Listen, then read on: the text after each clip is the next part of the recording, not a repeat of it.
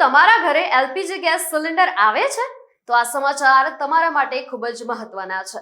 આજે એક એવી સમય મર્યાદા પૂર્ણ થઈ રહી છે જેના પછી કેટલાક ગ્રાહકોને ગેસ સેવા અથવા સબસિડી સંબંધિત મુશ્કેલીનો સામનો કરવો પડી શકે છે। આખરે શું છે નવા નિયમો, જાણીએ આ અહેવાલમાં। નમસ્કાર, હું છું અંજલિ રાવલ અને તમે જોઈ રહ્યા છો ન્યૂ ભારત ન્યૂઝ।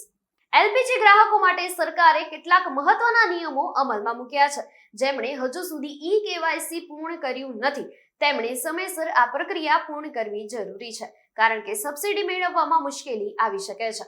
જોકે અધિકારીઓએ સ્પષ્ટ કર્યું છે કે માત્ર ઈ-કેવાયસી ન કરાવવાથી ગેસ કનેક્શન તરત જ બંધ થશે તેવી કોઈ સત્તાવાર જાહેરાત નથી।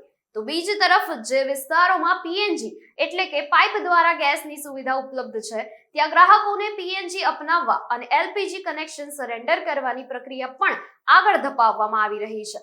નવા નિયમોનો મુખ્ય હેતુ એક જ ઘરમાં એકથી વધુ ગેસ કનેક્શન પર નિયંત્રણ લાવવાનો, ગેરવપરાશ અટકાવવાનો અને સબસિડીનો લાભ યોગ્ય લાભાર્થી સુધી પહોંચાડવાનો છે। જો તમે પહેલેથી જ ઈ-કેવાયસી પૂર્ણ કરી ચૂક્યા છો તો ફરીથી પ્રક્રિયા કરવાની જરૂર નથી, પરંતુ જેમણે હજુ સુધી દસ્તાવેજોની ચકાસણી કરાવી નથી અથવા પોતાના વિસ્તારમાં પીએનજી ઉપલબ્ધ છે કે નહીં તેની માહિતી મેળવી નથી તેમણે વિલંબ કર્યા વગર ગેસ એજન્સી અથવા સંબંધિત એપ દ્વારા વિગતો ચકાસી લેવી જોઈએ। જો તમે એલપીજી ગ્રાહક છો તો તમારા ઈ-કેવાયસી નું સ્ટેટસ અને પીએનજી અંગેની માહિતી એકવાર જરૂર ચકાસી લો।